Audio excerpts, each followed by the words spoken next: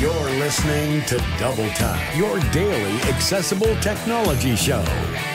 Now, here's your hosts, Stephen Scott and Shaun Priest. Hey, Shaun Priest. Happy Monday. Hey, Stephen Scott. That was very loud. How are you, sir? Did you have a good weekend? I did. I had a lovely weekend, actually. Very relaxed. The dog, little Oni, he is doing better. Thank you for all your concerned emails. He is fine. He is absolutely fine. We did have to go back to the vet on Saturday. Unfortunately, he had a little bit of an infection in his wound. But everything is fine. So we're very happy with him. And he's having a great time. He's loving it. He's loving the attention.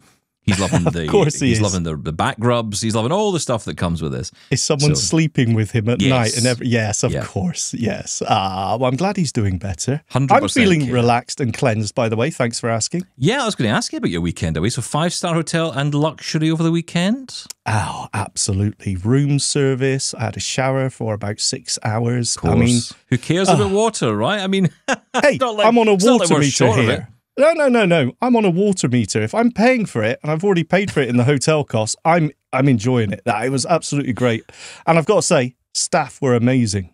You know what? They were so helpful, and there was no shock, you can't see. Nothing like that. They were amazing. That's good. And now, you said you were taking some tech toys with you. Yes. You met a Ray-Bans you mentioned in particular. How did you get on? Well, slightly disappointed. To be honest, Stephen Scott. I know, unbelievable. So no, that's not allowed. I'm sorry. Did you not hear the blind community viewpoint on this? That Meta Ray-Ban is brilliant. You cannot speak down to the Meta Ray-Bans. That was my viewpoint as well. I mean, how long have I been saying, I'm so excited by these, I've got to get hold of these? Yeah. But this was the first time I was sort of testing them in the wild. You know, I've had them for a month now. And in the wild in a 5-star hotel, yeah. The lions were clawing at your door. Well, you know, where you're actually using them as you would, as they're intended for, as a blind person would use them. So I walked into the hotel room, and of course there's, menus and printed documents everywhere. So I started picking things up, found the room service menu. So pick it up, and I asked the Metas, look and tell me what I'm holding. And they didn't have a clue. Nothing at all. They just described the room. Okay, no problem. Look and tell me, look and read the menu that I'm holding. Now, that was better. It said you're holding a room service menu with items such as Caesar salad and whatever else, calamari, whatever that is. No idea. Right. But the answers it was giving me were so brief, so short. It was like talking to a teenager. There was no conversation going on, which is what you want from AI. Which is fine in certain cases. I just want a quick response. Okay. So I then said, tell me the different sections of the menu. And that worked well. There's light bites, main menu, there's desserts. Okay, read the light bites section to me. The light bites contains items such as. Now, the problem I kept coming up with were two things, actually. Firstly, it will not read the entire thing. You cannot do that. If you're reading a letter, some post, for example, you want to pick it up and you want to say, read this letter to me. It won't do that at all. It will give you details out of it. It'll give you a line out of it. It'll give you a summary of it. It will not read the entire thing. Okay, I can accept that. But using the Meta Ray-Bans to read something like that is like an interrogation. I've got to ask it question after question after question. And it turns out just to be frustrating. It's so much easier to pick up Seeing AI on your phone, to either do a document scan, or even the short text works so much better, giving me the information, or even Be My Eyes. So yeah, I was slightly disappointed. And that's not to say it wasn't accurate in what it was telling me, and I asked it to read everything in this section and give me the price for each item. And it did give me a few more items in there. Again, wouldn't read out everything on there. So, fairly accurate, but I was slightly disappointed that the thing I took away from it is that these aren't the blind glasses that we've all been waiting for. Okay, right, well, you see, I disagree a little bit on that. I would say that they are, because I think about the Bose frames, for example, and I used to call those the blind smart glasses. Yes. And those were just audio. You bring up a great point. I should add that word in there. These aren't the blind smart glasses. Well, not even that, but just I disagree with all of that. Then I disagree with even more words. State your case. Well, I think that the Meta Ray-Bans are a platform, and that's I think what we're going to see at the Meta Connect event later this month, when 25th of September. Yeah, 25th. That's right. And we're going to get the event. Of course, we'll cover it fully here because I think for a lot of us, we're interested in knowing what the future is of this particular platform. Oh, I thought you were going to say the other P word there, potential. No, we're talking about potential here. They got the potential to be amazing. Of course they have. Everything has the potential right now, right? Yes. We're just an endless potential. I'm just tired of saying that because people are and I'm guilty of this because I was saying exactly the same thing. Well, these are fantastic. I've got to get hold of these. But you know what? When you compare them to something like the Seleste, like the Envision glasses, there's no comparison. Yeah, no, I'd agree with that. I would agree 100%. When it comes to the AI, we do have to be specific on this. And to be fair to Meta, the Meta AI is in beta, right? This is a preview. And it's not built for blind people. And it's not built for blind people. Exactly right. And this is when people who go on about specialist technology and they get all annoyed about specialist tech versus I see a lot of this conversation now. We shouldn't use the word specialist around stuff. I think you do need to use that word because otherwise, what do we call that type of technology that's built for blind people, for disabled people more generally? We have to call it something, and it just ends up this word salad of nonsense. Which you're trying to come up with words to try and replace words. Just call it for what it is. It's specialist. It's built for us as blind people. It's not a dirty word. No, it's not. And I think that's actually a new campaign I'm going to start, which is, some people say blind isn't a dirty word, disabled isn't a dirty word. Quite right. Neither is specialist. Because I think we can see the value. You're hanging around playing with the Meta Ray-Bans and you're almost trying to fit a square peg into a round hole. Because this is not built for you in the sense that it's not built with all the technology and tools in it that you want. Whereas something like Be My AI, Ira, Access AI, or Envision or Seleste, those are built with us. And that, I think, is the key. We've got to try and look at the tools that are out there that are really good. And what I can see, at least from what I can see coming down the track, it looks to me like you're going to have a platform, and it's called Horizon OS, which is the operating system that will run on these glasses. Yes. And that is how we will get apps like Envision, Be My AI, or whatever on there. That's my prediction for the future. Now, whether we'll hear that on the 25th or whether we'll just hear about the launch of a platform, I don't know. I have no inside information on this whatsoever. Everyone is keeping very quiet. But what they are doing, and it's just very interesting, if you go to the Envision website, you see a lot of talk about the Meta Ray-Bans. Meta Ray-Bans are cool because they do this, and Meta Ray-Bans are cool because they do that. And you're like, what are you trying to tell us here, Envision? And that's okay. That's great. I tell you, I'd be so pleased if that happened. Oh, absolutely. If they open up and give us a platform or give developers a platform to put their apps upon, I'm all for it. Absolutely and look, fantastic. this isn't a shock, right? Because look, this is where it's going. I mean, that's exactly how the smartphone evolved. Exactly the same thing is going to happen with smart glasses. It is a platform. Now, granted, the applications will be slightly different, and there's going to be more of a push, I think, this year on augmented reality at the Meta Connect event. It's funny because I was on Mark's podcast, Mark Aflalo's podcast, my good friend, and the guy who co-hosts with me on Access Tech Live. And I was on his podcast, Your Tech Report, just recently. We were chatting about, Apple's upcoming event, and he said, what event this year are you most looking forward to? And I said, for me, it's the Meta Connect event of all of them. Really? Yeah, I'm really looking forward to that one because I remember how excited I got last year when we heard more about the Meta Ray-Bans. I was already interested in. And I kept thinking, this has got great potential. But then I got really excited at the end of that event when they talked about it. And they did include, in fact, I'm going to dig out this video. I'm going to play this video at some point because there was a section in that presentation where they talked about blind people. And they had blind people talking. I always get excited when a blind person is exactly, mentioned. because, we never get mentioned. I mean, but in saying that, I say we never get mentioned. It seems we're getting mentioned more. Yeah. I mean, even if we get mentioned once, that's one more time than we've ever had. So that's why we get excited by it. It's a bit like when a singer comes to town and says your city's name. Yeah. Woo, hello, Toronto. And you're like, whoa, he said my name. I went to a concert once. Kelsey Ballerini, who's a big country music star, was in Glasgow, in my hometown, and she sang a song which I really like, and she put the word Glasgow into the song.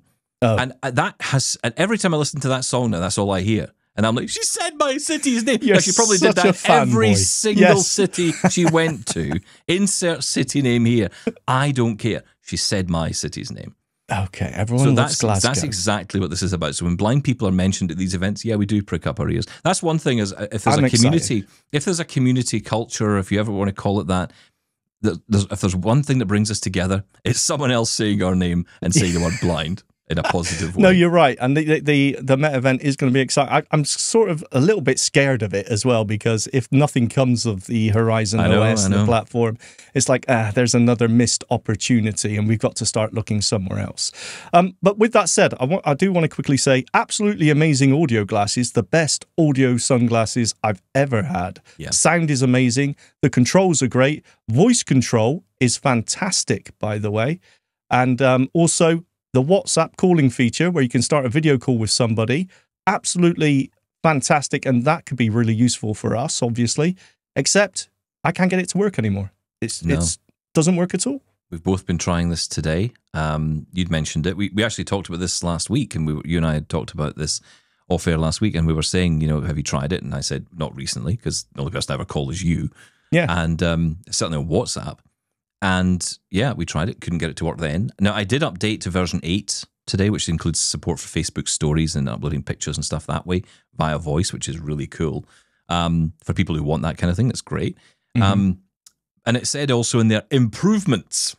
Oh, don't you hate that? And I know, it's like, what is that? Could you just tell us what the improvements are? Because, I mean, you'd mentioned to me, and I didn't notice it, but there were a few unlabeled buttons you were noticing. In the communications area of the Meta View app, which seems to have been resolved, or maybe screen recognition's on. That's when you've got to be careful, because if screen recognition's on, sometimes it can do the heavy lifting for you and you don't notice the unlabeled button. On mine, if you go to the communications to connect your WhatsApp, Instagram, or your phone to make those calls, it just says button, button, button in the latest update. Before it didn't. If I turn screen recognition on, it will read those buttons out and I can activate them. Without it, I can't. But I saw Janine Stanley was on Facebook the other day pointing out this problem, but she said that an update to the MetaView app had fixed her issue and she didn't have it anymore. Where I am running the latest version, but there may be rollouts in different regions, so we'll have to wait and see. But the WhatsApp video call not working is a big deal for me, because that is the main thing that I would use it for. I don't understand it. I don't know what's going on there, but yeah, it's not working for me either. So if you're getting luck with it, let us know. Again, this could be very much region specific. Yes. And rollouts may be coming to resolve these issues. I would imagine this is something that's going to be fixed fairly quickly. I mean, that's a pretty mainstream and important feature for a pair of glasses that talk about, essentially using your voice to connect. Yes. And that's what they do. And then not being able to connect to their own app. Doesn't seem to, because, and we've tried all the things. We've disconnected, reconnected. I've done a factory reset. They're all running the latest firmware updates and the MetaView updates, and I can't make any difference.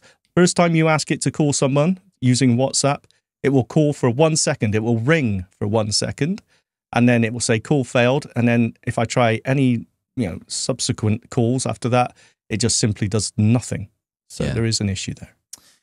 Okay, we'll come back to this. So let us know how you get on. You can get in touch in all the usual ways. Feedback at doubletaponair.com. You can call and leave a voicemail as well, 1-877-803-4567. Coming up this week, of course, we're going to be focusing in on all the big events news. Today is Apple Day, so Apple Event Day.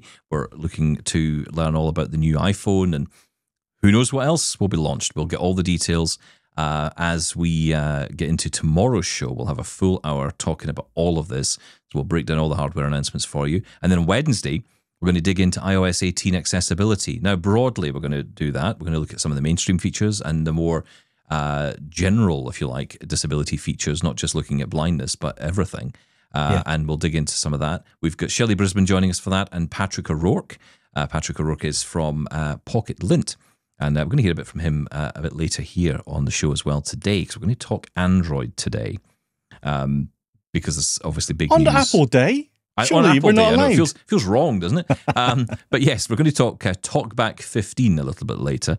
Got a very interesting story coming to us, courtesy of one of Mishaal Rahman, actually, from Android Authority. And he is joining us to talk about a rather interesting story, which seems to have cropped up and certainly is causing a little bit of concern for some Talkback users who have certain devices. Details on that coming up. And as I mentioned, Patrick O'Rourke coming up as well to review the Pixel 9 and Pixel 9 Fold device for us as well. So that all on the way.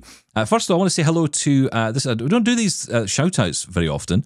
I've become back to my radio days. But shouting out today to Kieran and his son Alex.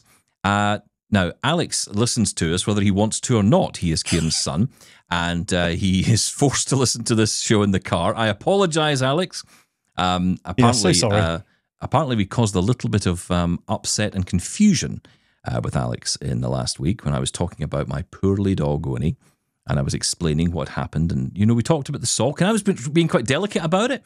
And then you started detailing the situation with the sock. And Alex was concerned. He was confused, and he proceeded to ask his father, Kieran, about 8 billion questions on the ride home about how a dog can eat and regurgitate a sock.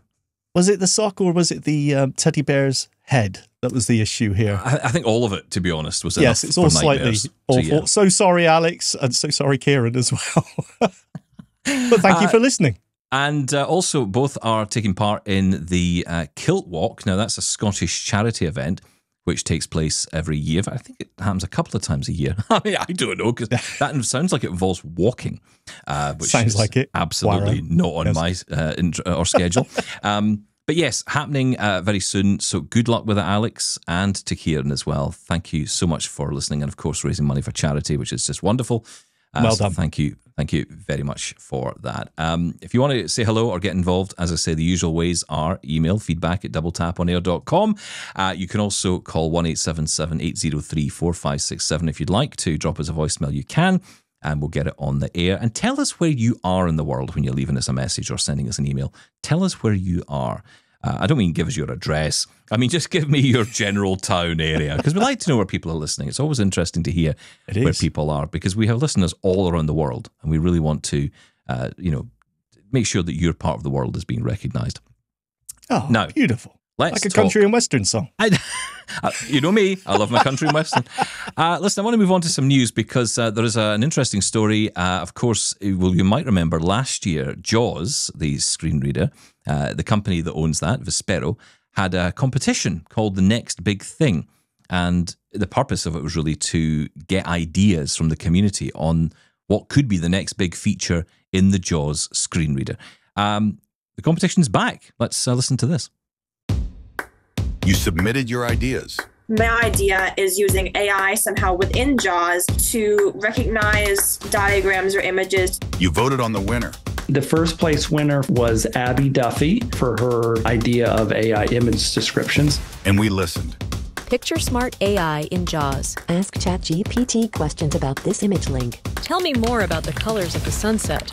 The sky is dominated by warm shades of orange and yellow, which cast a golden hue over the scene. This September, you get the chance to pitch your idea for the next big thing again. One of these contestants is going to win a $1,000 Amazon gift card. What I'm looking for in the winning idea is a feature that is going to solve a problem.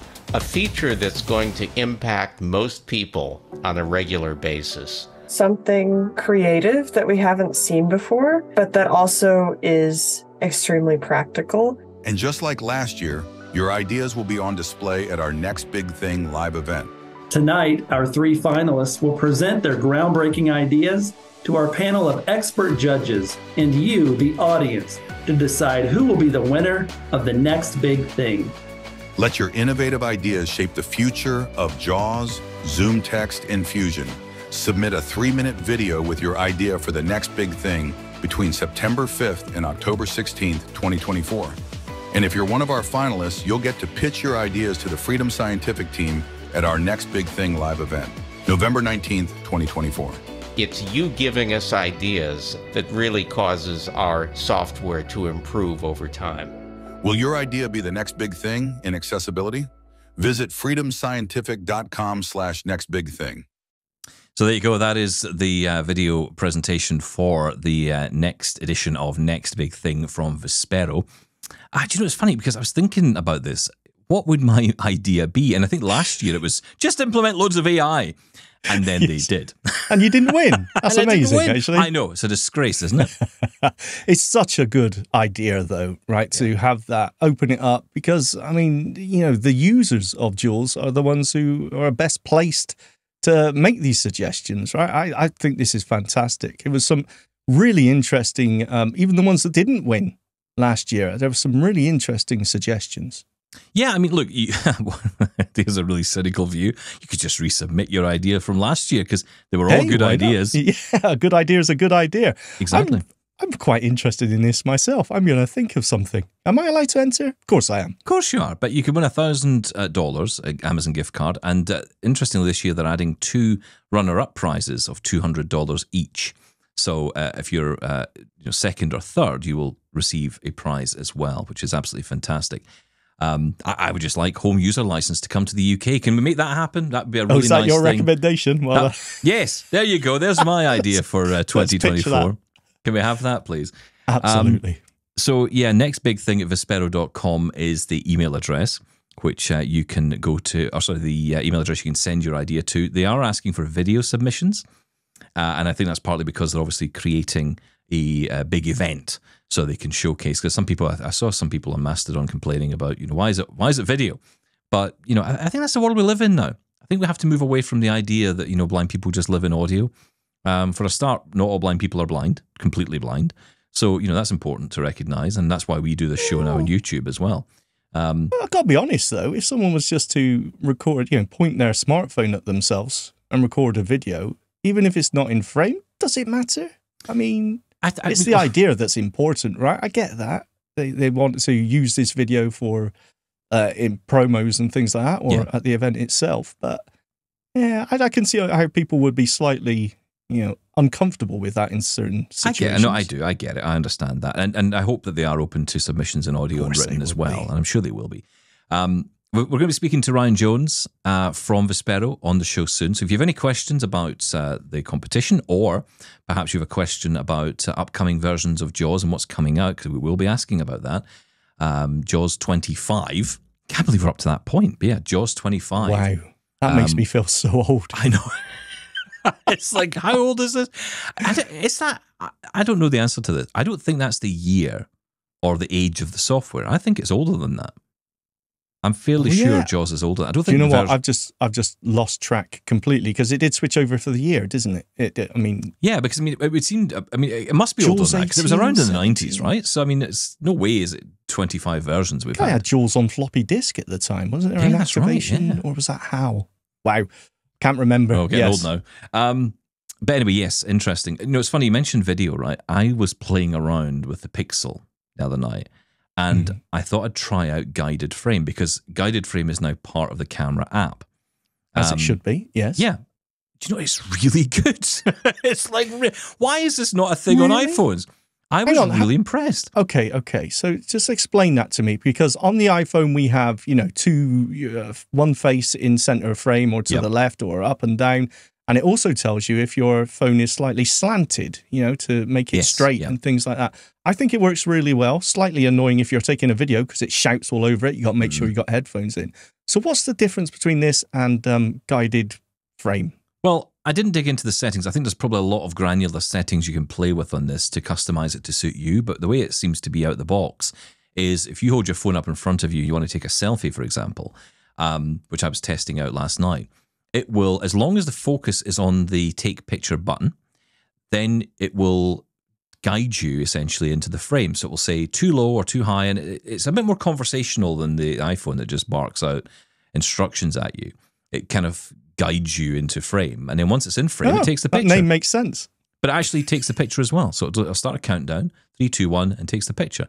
Super simple. I like that. I really like that. I thought the connection point between just lining up, and then, because you know what it's like, you line the picture up, and then you have to get your finger onto the button, or you have to get your finger onto the side of the phone. Yes. And it's like the phone will move in that process. So you could end up, ending up out of frame. And I've done this before myself. So as a result, this is kind of lining you up, and it's counting down, 3, 2, 1, takes the picture. And I thought, I really like that. I thought the implementation of Guided Frame was excellent. I was really impressed by that. Is that only for selfies, though? If you were wanted to take a video, for example, does it? I'll dig in more. I'll play more. But I was just trying it last night. But I thought it was Very really, nice. really cool. If that's the way, I mean, I imagine it's for pictures only, but I don't know. Sounds Maybe it's like for it. videos as well.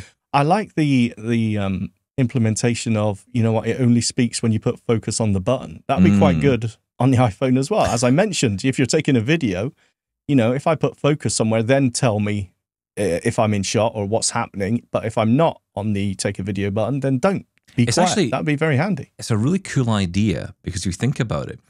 If you put focus on something and then that then leads to a series of actions, that's a pretty cool way to do accessibility, isn't it? Because you're still in control. It's not just going off and doing things. You've got control over that. And I guess the reason they're doing that is so that you can navigate around and find other, you know, options like the photo, the video, the panoramic, the whatever, you know, the options you want to take the picture in. Yes, of course. And then it's not going to be just seeing your face in amongst all that and then saying, oh, I'm taking a picture of you anyway, whether you care. You know, it's not doing that. It's going to, you've got that control. I like that. And I think that's actually a really clever implementation of this. Yeah. You know, so I think that might be something for the companies to look at more, you know, even Google and Apple as well, to look at, you know, by placing focus on a button, not just does that button have perhaps actions, but almost actions that it takes upon itself. Yeah. And taking a picture is the most obvious one. But I thought it was really, really nice. Really nice. I want to mention some other updates because we're going to talk about Android today. I want to talk about the Sense Player because I have to be honest, I'm getting really intrigued by this little device. I didn't buy one. I bought the Victor Reader Stream 3rd Gen and said to myself, okay, I'll put my tent in this camp or whatever the phrase well is. The stake in this, I don't know, whatever it is, vampire. I don't know, whatever it is. You're making your choice and you're sticking with it. Okay, yeah. That's what I'm trying to say in a very terrible way.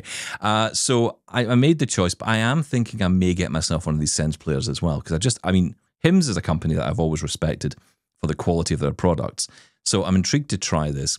I hear a lot of good things about it. It obviously has a lot more functionality than the Victor Reader Stream 3 because it has the apps library built in. So you have more capability. Yeah, huge difference. So much more capability in a very similar device. You know, it's got I would say that the functionality is a bit different because, of course, the way that the Victor Reader Stream works is everything is done off this 1 to 9 keypad. So everything's controlled that way with some extraneous buttons around. I thought the Sense Player was the same. Okay, no, tell me the difference. It also has the 1 to 9 keypad, but it has an additional cursor buttons as well. So it's like a diamond at the top, which has got an up, down, left, right, and a select button in the middle. So there's more. That's essentially your navigation buttons there. Now, I think that's pretty cool. And in some ways, it's just another way to navigate. Okay, it's just, you could say whatever. But I think it must open up more capability for the device. And obviously, when you're navigating apps, you need to... It's needed for that, yeah, absolutely. Need to use it certain ways. So, yeah, I'm intrigued by this. But the new firmware update came out. Version 2.2 is the latest update. And I wouldn't normally dig into these kind of things, but I just thought there was a lot in this particular update. They've added a new wiki search app for Wikipedia. So if you want to use that... I've never used Wikipedia on any of these devices. Oh, on any of those devices. I use it all the time. I think it's really good, especially on the smart speaker on Lady A. It's fantastic. You try and use it on your phone, it stops every 2 minutes because everything is a link. Every second word is a link. So it's a bit of a pain. But yeah, that sounds cool. They've also ported over the popular Sense Bible. For a lot of people, that's a must because I know it's very popular for a lot of people. And this is something which is already available on the Braille Sense and the eMotion Braille display as well. So they've ported that over, but they've customized it to work with the interface of the Sense Player. Of course, they can do that because it's their product, right? And they've built the app for it. So that's pretty cool. And again, I like the development here. They've also built a new app that will access the NFB Newsline service if you have access to that. Again, fantastic. Gives you access to newspapers and magazines. They've updated the third-party app installer as well, which allows you to get access to the apps that we're talking about here. That's in the All Apps menu. And that will come with new features as well and some new apps. which is quite nice. There's more enhancements and additions, including the ability to record web radio. I like that because it might be a show on or something you want to capture. You can do that now locally. It's like the old days of pressing the play and record button down. Yes, before the DJ starts talking. And make sure the tape's in. That's pretty cool. Set multiple alarms as well, and you can check the date and time of on the unit without actually waking it up. You can do it in sleep mode. That's handy. As well. Yeah. So, loads of cool stuff in there. You might say, well, those are minor updates, and they are. But again, I think it just shows the development is ongoing with this device. And I'm intrigued. I will say, and I've said this before, I know some people get a little bit concerned when you don't see an update for your device coming in, say, 6 months or even within a year. Yes. I think for devices like the Victor Reader, that's fairly normal, I would say. For something like the Sense Player, you'll probably see more regular rollouts because they are bringing in more apps, which means more updates overall, especially in those individual apps. So you may see more updates for a device like that. Yeah, I think you're absolutely right. That's the main difference here. Now, it uses apps from the Google Play Store, right? Android apps. So not every app is going to work, but I believe you can access any app you want, but there's no guarantee it will work. Whereas the ones that they offer themselves have been, tested and implemented, however, to work with the Sense Player. I believe that's how it works. Well, look, if you've got a Sense Player, because I'm thinking of getting one, but if you've got one, get in touch and tell us your thoughts. We've had some people on in the past talking about this. In fact, there's one name in particular, and if you're listening, you'll know who you are, who I'm thinking about, who we should maybe get on again to talk about this, because it's been a few months since we've heard, in fact, maybe longer than that, since we've had any updates from people who are actually using this. Yeah. So it'd be cool to talk about that. And also, let us know how you're getting on with the Victor Reader Stream 3, because I know there's some people who are still sticking to their Victor Reader Stream 2nd gen. They just feel it works for them, and the 3rd gen for some people has been a bit of a disappointment. But are you using yours? Oh, I do. I use mine. I wouldn't say every day, but every 2nd day, every 3rd day. Usually for books. I don't use it for note taking, things like that. I don't know why. You don't read books. What are you talking about? I downloaded because I got the Audible Sync app on the PC. That was the first problem I had, was that I had to pull out a PC to get it to connect to Audible so that I could authenticate the device and then download my books to it. Yes. It's like the only reason I really need the PC, which is ridiculous. I'm sorry, you should be able to do that on device. Yeah, I think so. But that's not likely to come to the Victor Reader. Mm-hmm. And that's out of their hands, to be fair. That's podcasts, live radio. Outside of, especially when I'm away anywhere, I take that device with me. I really like that. I connect to my phone, and I prefer using it. It's a bit like having my Lady A on the move. No, you're absolutely right. Over the weekend, I was using my phone, actually the Lady A app on my phone, to listen to radio. But, you get a notification in, I need to mute it so I'm not annoying anyone else who's listening. So I've been saying this to you for years. Yes, I get the point of it, but then do you want to spend, again, it's always about the price point for me, because I'm very, very cheap. No, you're right. Listen, you're right. It's a lot of money to spend for something like that. Well, if you can afford it and it's something you want, I think you would have a reason. You would have a reason. You're not going to buy it to throw it in a drawer, ideally. No. That's my job. Okay, I want to move on to Android because, of course, lots of excitement about Talkback 15, which we're going to discuss in a moment. But, of course, new devices as well came from Google. The Pixel 9, the Pixel 9 Pro, the Pixel 9 Pro XL, the Pixel 9... Yeah, there's a lot. And Patrick O'Rourke from PocketLint has been looking into them. I'm a big fan of the base level Pixel 9. Great looking phone. As someone who mostly an iPhone user, has a very iPhone feel to it, but I think it's in a tasteful way. Like it feels better than any Pixel device I've used in the past. I really like Google's kind of Pixel take on Android, their skin, lack of a better way to describe it. It's quite simple, kind of reminds me of the earlier days of iOS before all kinds of stuff kind of got thrown into the mix and complicated things. The cameras are spectacular, particularly on the XL, the Pro XL and the Pro. There's a lot of, I was pretty down on AI, but there's a lot of useful AI features like zoom enhance, where you use digital zoom, and often those photos don't look good. I used to stick to just optical typically when I'm taking pictures, but with zoom enhance, it really cleans it up. Doesn't always work, to be fair, but it really cleans up images.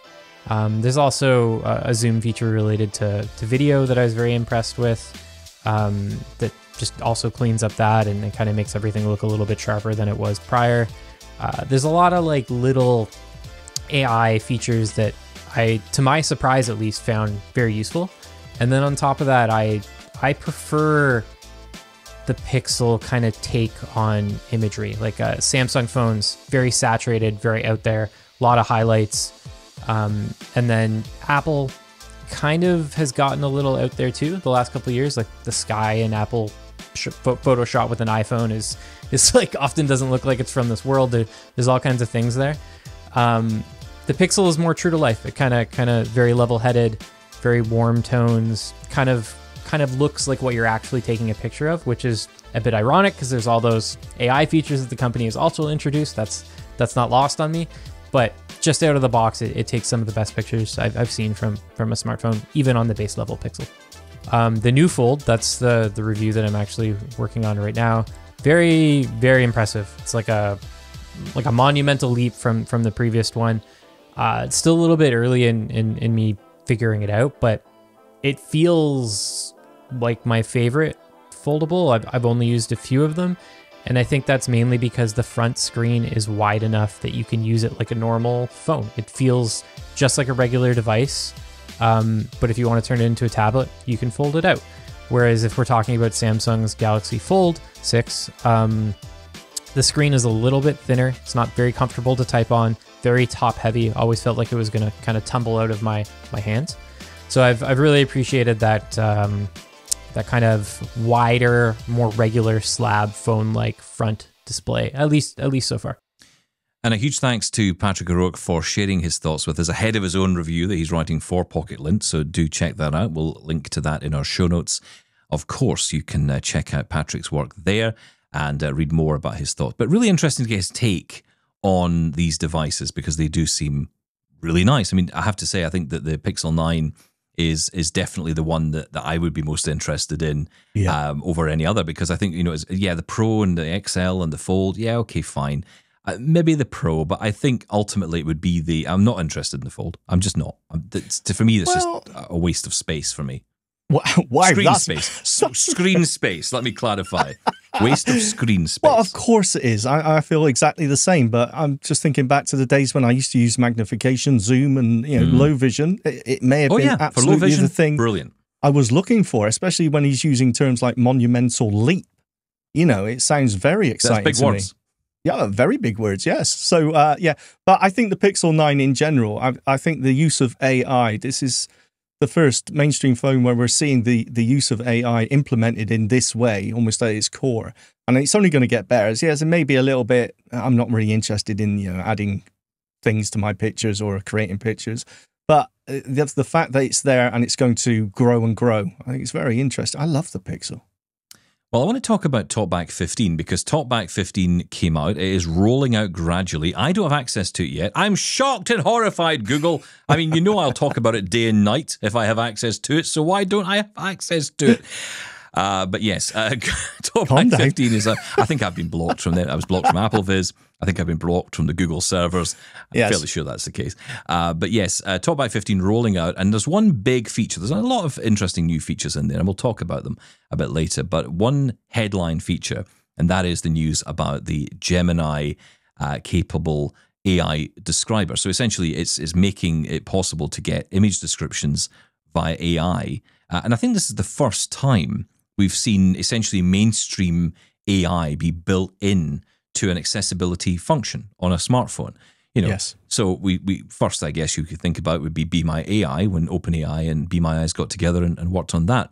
But actually built into a device going through, say, Facebook or going through X or going onto a website, you come across an image that isn't labeled or it doesn't have alt text.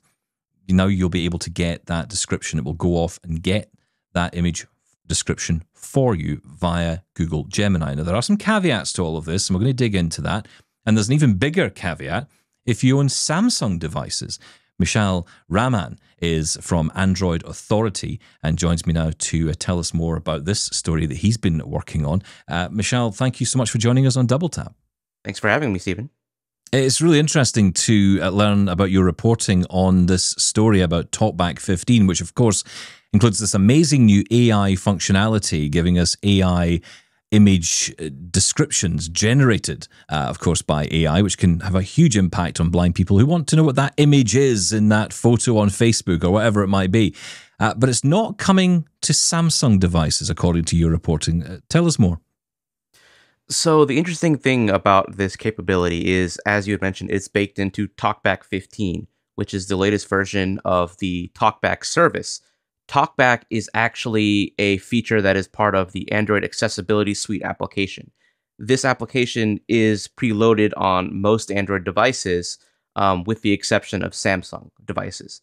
And the reason for that is that Samsung devices actually have their own Talkback service that's developed by Samsung. I think it might be based on Google's implementation, but in any case, it is not the exact same application. And the reason like Samsung has their own version is because Google actually allows Android device makers like Samsung to create their own versions of Talkback, of all these other accessibility services, so long as they have certain features.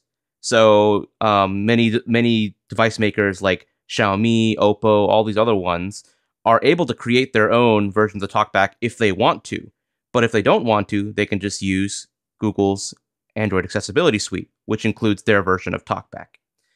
But because Samsung created their own version, and there are reasons why they may have chosen to do so, because they don't want to be fully dependent on Google, they might want to add their own features, they want to control the rollout of their own updates, etc., etc. Their version of Talkback is not one-to-one with Google's version. So anytime Google pushes an update to their version of Talkback that adds a new feature, such as this new AI image descriptor feature that Google is rolling out, that feature will not be immediately available on Samsung version of Talkback. And the thing about it is, we don't know when or if it will ever be available on Samsung's version of Talkback, because Samsung controls the updates, not Google. So it's not like Google can just magically deploy this new feature on Samsung's version of the app. But in a strange way, they kind of can, in a way, because of course you can get the Android Accessibility Suite onto a Samsung device, right? But yes, that of course isn't baked in at the start. You would have to go and get that. And of course there's a danger that you could end up potentially running two versions of Talkback at the same time, although I don't believe that is actually possible with Samsung. That's right. So that's something I actually tried myself. I figured, well, Android Accessibility Suite is available on the Google Play Store. Why don't I just pull out my Samsung phone and download it? I did just that and found out that you can't actually access Google's version of Talkback, even if you download the Android Accessibility Suite. It seems that, as you just mentioned, if you were to do so, you would have two versions of Talkback. And I would imagine that would confuse a lot of regular users who would not have any idea what the difference is between them. So it seems that, either Google or Samsung foresaw that and decided to disable Google's version of Talkback if you download it on a Samsung device. And let me clarify this with you, because that's very interesting. So you cannot even run, even if you turn off Samsung's version of Talkback, you can't turn on the Google version. Not without some developer commands. So I did learn that it is technically possible, but it is, I would say, quite convoluted to enable Google's Talkback.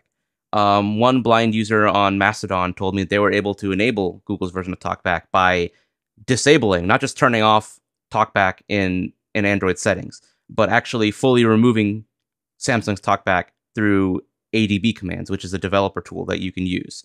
Wow. And then you can access Google's version of Talkback through the accessibility menu. So I would say for all intents and purposes, you can't really run Google's version of Talkback.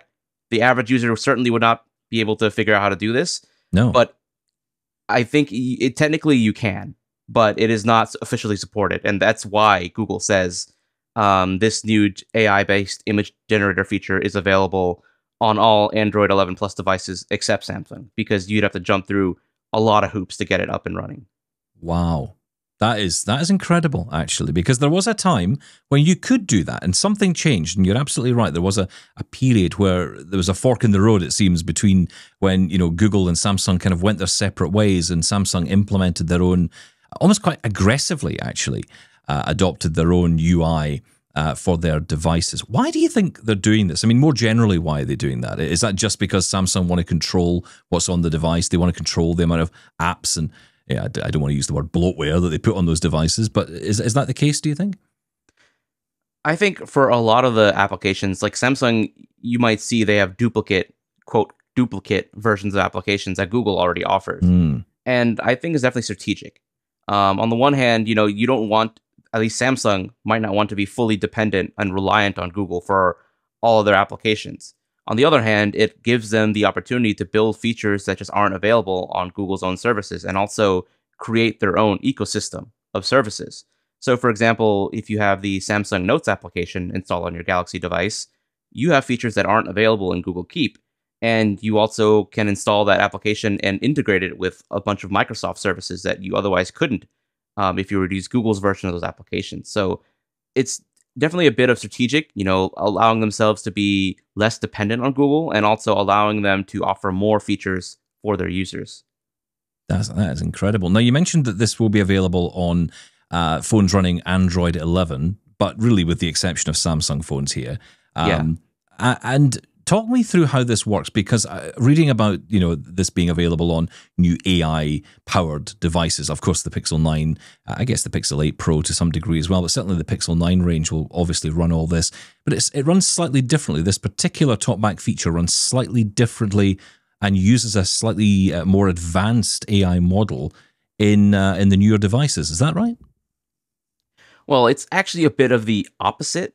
So what happens is on the vast majority of Android 11 Plus devices, when you access this feature, which I don't know how to access yet because I haven't actually had it roll out to me yet, what will happen is it will upload the image to Google's cloud, and then it will run Google's Gemini AI model in the cloud to generate a description of the image.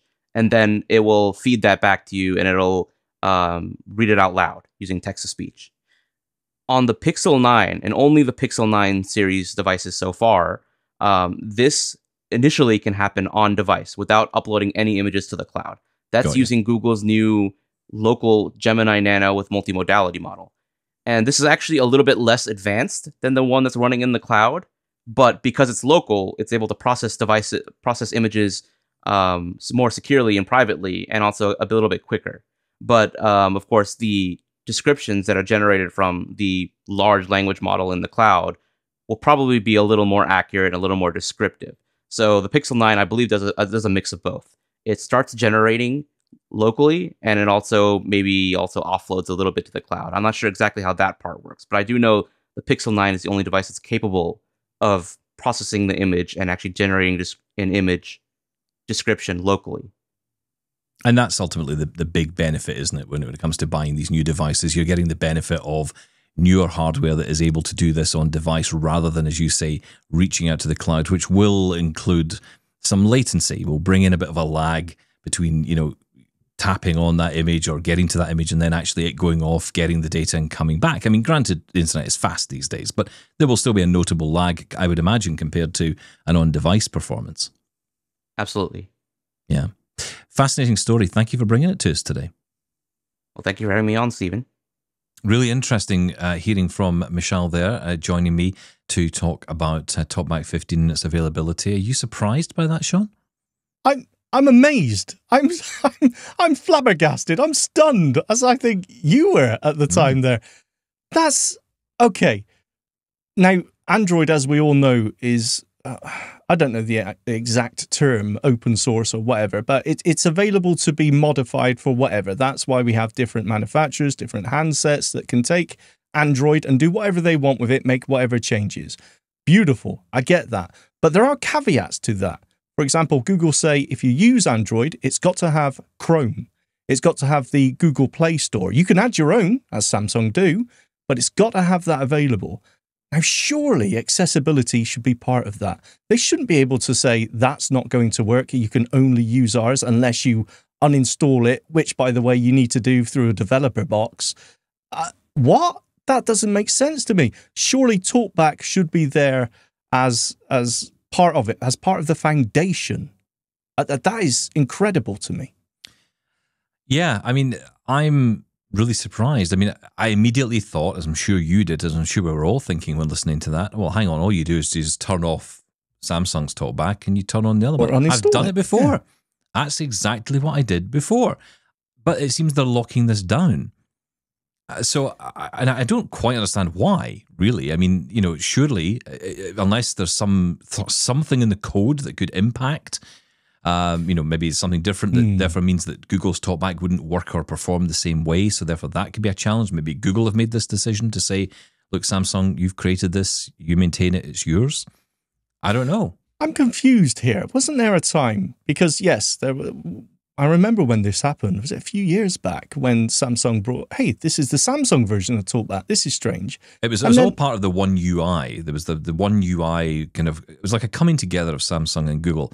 Samsung were developing Talkback on their own, but they were actually feeding into Google's Talkback as well. That's my point. I thought they suddenly came together and they were working in conjunction in making improvements. And what, have they split now? Is this no longer the case? Well, I don't know, but I mean, I would imagine that relationship continues. But I think what may be happening is that Samsung are saying, well, on our devices, we will only offer this.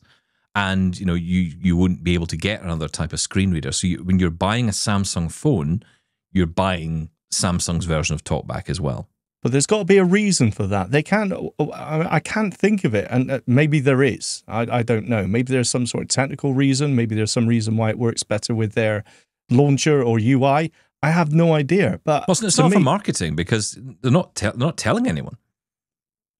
This had to be found. This story had to be found by people. So you know, this wasn't something that was being made. It wasn't like a selling point of the phone. You know, come use our screen reader. It's the better one. You know. Yeah, look. If they have similar functionality and out of the box, you know, accessibility in the case of, you know, hold down the volume buttons or hold your fingers in the middle of the screen to turn on Talkback.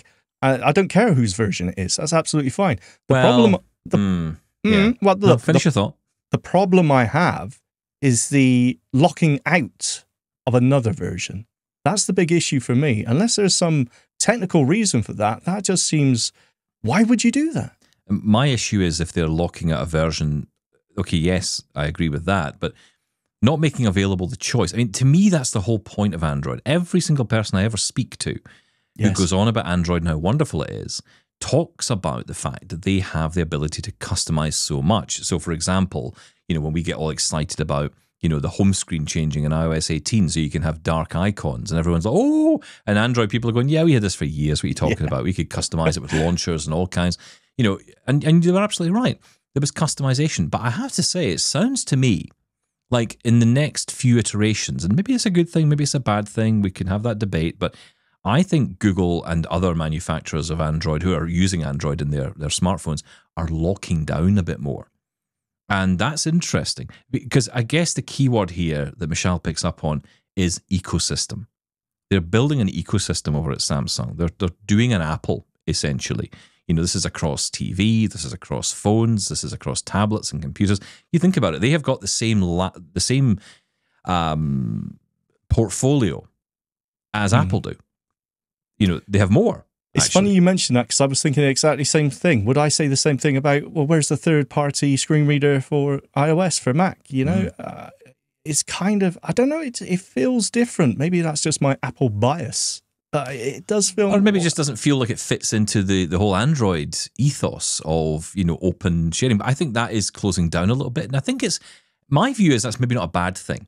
Because, you know, let's be honest about it. There was a time when, and I said this years ago, you know, Android's Play Store, Google Play Store, was like the Wild West. You could download anything on there. It was, and you could be downloading any kind of app, all kinds of danger to your phone, you know, things, errors and messages I used to get on my Android phone, I'd never see on an iPhone. And now I don't see that as much because they locked a lot of that down. They stopped it being just pretty much an open field for anybody. Now they do verify apps. Now they do check that these apps are good and are safe. And, you know, there's more accountability from Google's side, which I think has made it a much more attractive option for people because they feel safer with it. It doesn't feel like that Wild West anymore. Now, I don't know why. Well, as I said, I don't know why, but then I think I do know why Samsung are doing this. I think it's because they're building an ecosystem and they want to make sure that everything is in their control. And in a way, I'm kind of glad. Maybe we'll look at this differently. Maybe you would look at this differently as a Samsung user and say, well, that's a good thing, because then I know that my screen reader will work with my device, because they are the company who are developing it. They're working with, you know, the manufacturer. It's Apple-like in that sense. And Samsung are Apple in that sense. Samsung do have an extensive ecosystem. It isn't just phones. We're talking TVs, we're talking tablets. So maybe there's an argument that, hey, this is consistent across devices. But I think the core of the matter is, how well does it work? We need to hear back from Samsung users. I mean, do they feel like they're missing out? Does it feel like, if Samsung keep up the development and keep up with the extra features that the Google Talkback does have, then I suppose that's okay. But if they let it languish at all and it starts becoming stale Talkback, that's not a good look. I will say that from my own experiences of Samsung Talkback, and it was a few years ago, a couple of editions ago, I think it was the Samsung S21 was the last phone I had. It was okay, but it certainly was behind Google's Android. I mean, you know, you could argue the age of Android, and I used to talk about this, the age of Android accessibility versus the age of Apple accessibility. There was a gap, a notable gap, but I would say they've closed that gap. Absolutely. Whereas Samsung, it's kind of in the Chromebook stage at the moment. You know, it's still early, still young, and, you know, it's still a lot of development to be done. We're on the S24. Well, we shall see. Well, look, maybe we should try and get our hands on the S24 and find out. Yeah. I find it very interesting. Look, it's been a great conversation today. Of course, all about Android today, all about Apple tomorrow. Join us as we review the Apple event and all the news that will have broken. Probably by the time you've heard this, you'll get our reaction tomorrow here on Double Tap. Thanks, Shaun. Thank you. Bye-bye.